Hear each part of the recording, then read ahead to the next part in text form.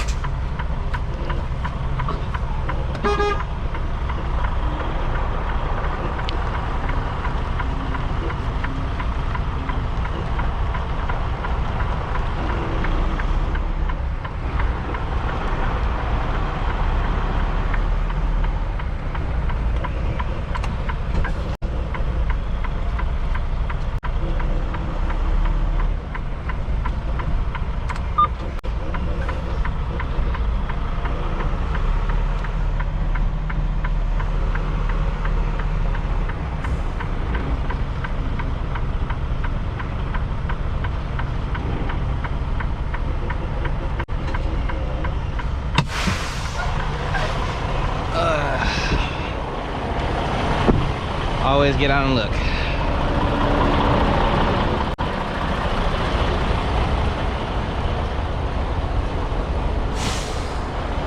So with this angle, I know I'll be able to make it just fine.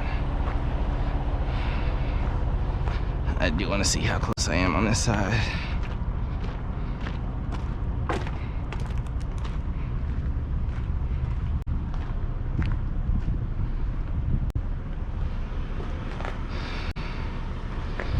Yeah, all I gotta do is push the trailer over and I'll be just fine.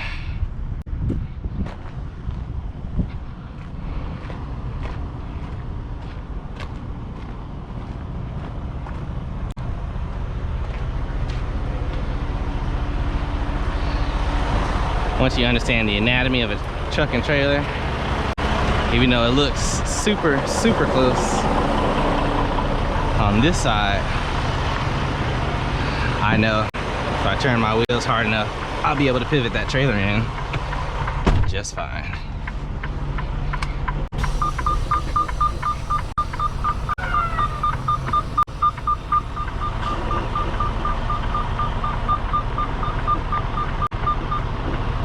And push it right on back out.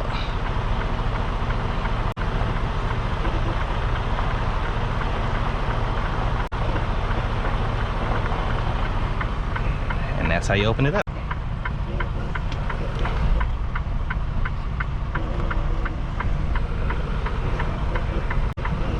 So with that much space, I can't squeeze in there.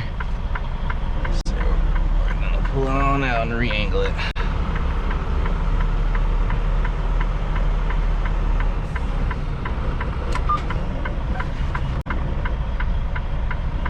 You know, and not be a jerk to the other trailer, whoever comes to pick that up.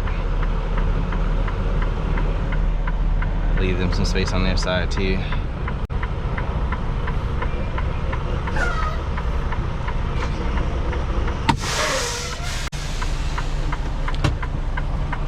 All right, let's go get a workout on.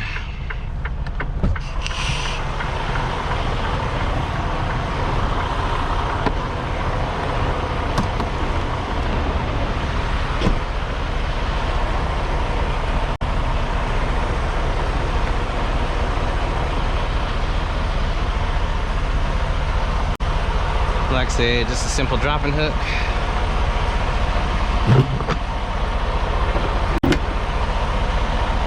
Pretty plain and simple.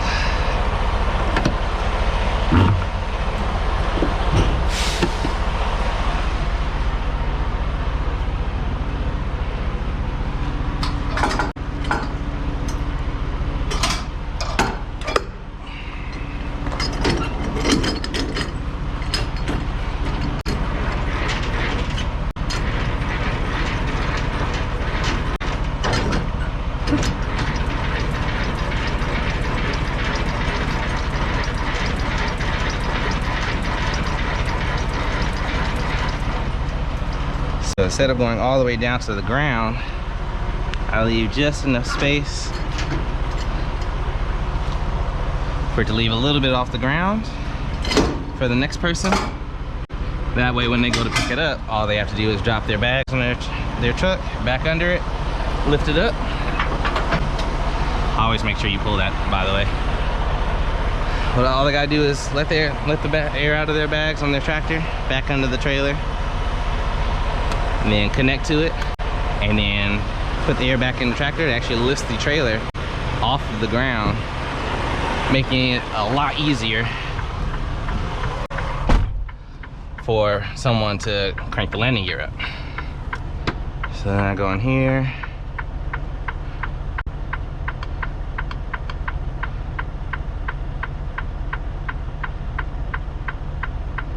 And I actually just went around that. I ended up routing around that area. So I'm glad that I did. So any information that you'll probably see on here, I'll probably have to go in and block it out.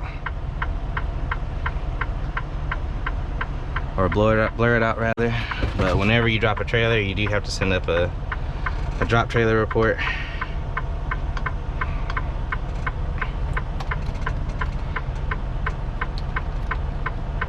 Alright. I actually don't have that plugged in. Be right back. Alright. So I always recommend get one of these wireless keyboards. Definitely makes filling out these reports a lot easier.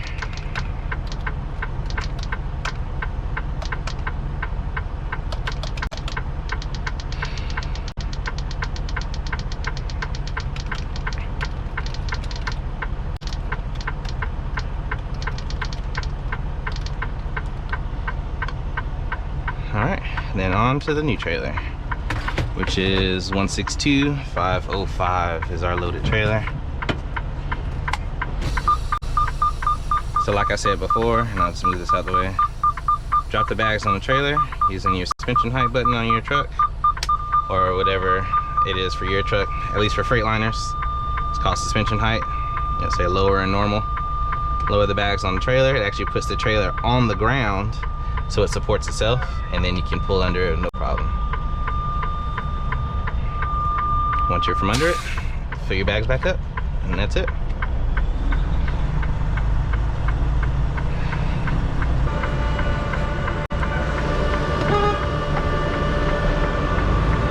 Now we'll actually go over pre-trip on how to properly pre-trip a trailer.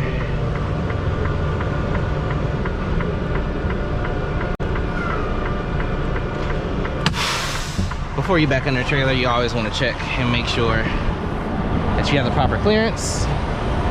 Like, perfect example of not having proper clearance. So if I would have kept going, I would have ended up shooting the kingpin of the trailer over my fifth wheel and ran the trailer into the back of my truck. So whoever dropped this too high, and this is exactly why I'm making this video. You know, and I can't, you know, you can't really put it on, oh, full of fuel, nice. You can't really put it on, you know, the driver. You know, it could be the person, you know, who's in charge of the yard, you know, the yard dogs as we call them, or yard jockeys. Every trailer that you pick up, you want to run a pre-trip, dry, loaded, empty, you know, whatever it is. Because if you have to run a reefer load on that trailer and that reefer shuts off on you, you can't even see the screen. Okay. That trailer shuts off on you while you're en route to your destination. You just bought that load because you didn't do a proper pre-trip. I'll probably fast forward this part.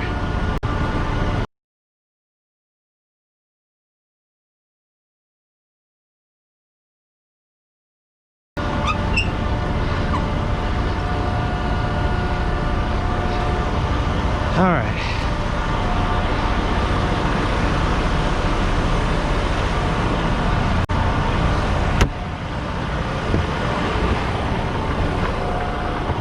Whew. As you can see, it's 102 degrees, so it took quite a little minute. I always keep some water on the truck, by the way.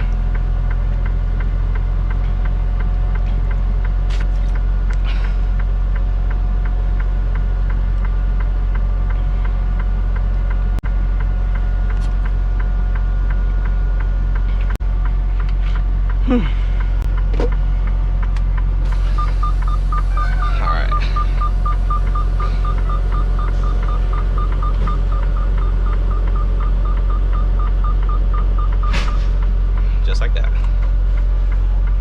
I'm gonna do a little tug test. And that's it.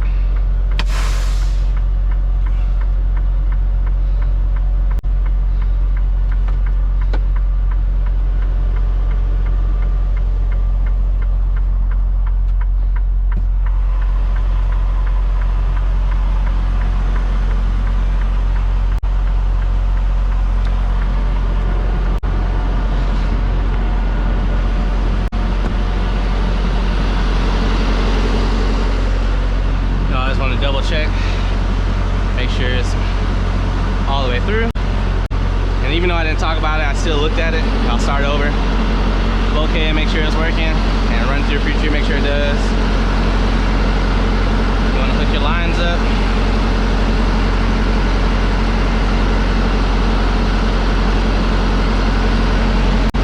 For prime drivers, you want to check your tube.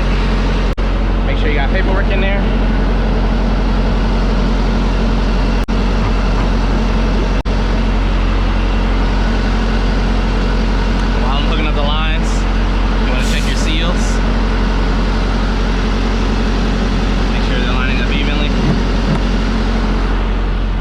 Always check your seals to make sure they're, you know, not worn out or need to be replaced.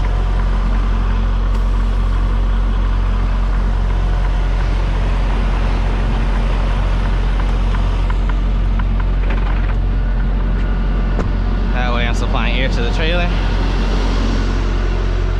See damage on the left side, I know I'm gonna notate the left side. Check your cross members, make sure none of them are broken here. And you can still get under. And make sure you see the locking jaw around the kingpin, and make sure it's fully locked, you know, not halfway, because then when you go to pull out, this trailer will drop to the ground. All right, should be a lot easier to crank this trailer down now.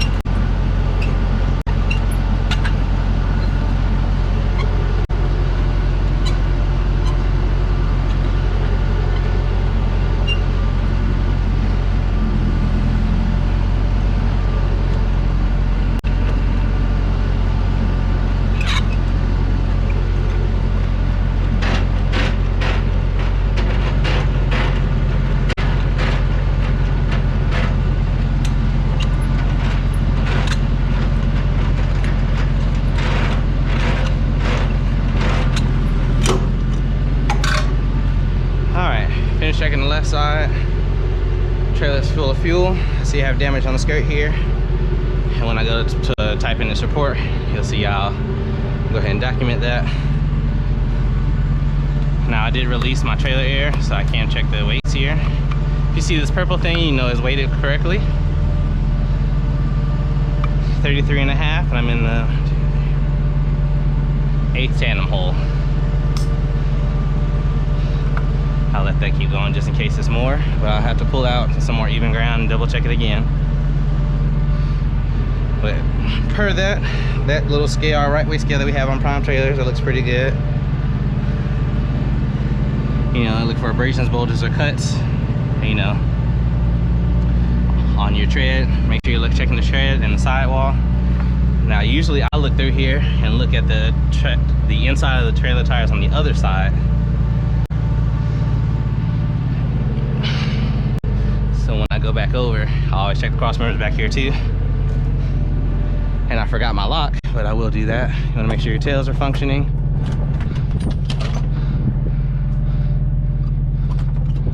So you see it's broken up there at the top. You make sure you document that.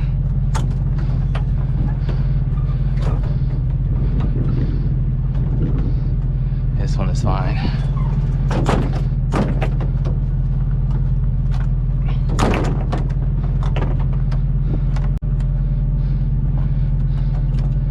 Now with that little piece being broken, I could use these for transit. However, I'm not going to. Now, as a company driver, I highly suggest that you do, you know. So this is an ICC bumper, but I see that the step right here is damaged, possibly repaired, but not the bumper. However, I'm gonna go ahead and document that, because if you don't document it, then it's your fault. Same thing, no abrasions, bulges, or cuts. And this looks like a recap tire.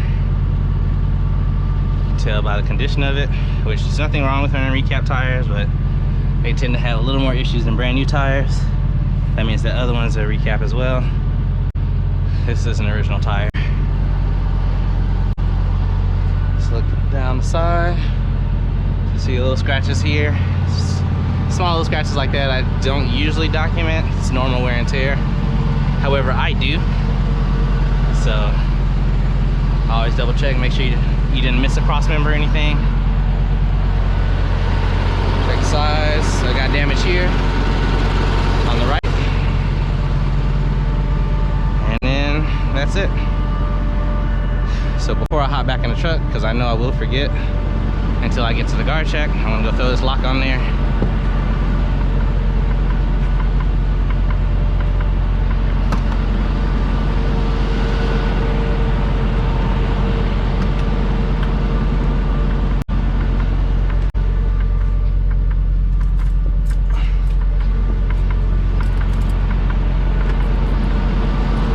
You know, 3 points of contact, all that good jazz. We're gonna recheck the scale right here, but as you can see, the trailer is leaning to the right, so it's not equal ground for the most part. Sitting right at 34,000 right here. Mud flaps are a part of the pre-trip. You want to make sure that you have both. I didn't mention it on my original going around, but you definitely want to make sure you have both mud flaps. Check your seal. Make sure your seal remains intact. I'll leave this open for now. And we're gonna do our report while we're letting our pre-trip run.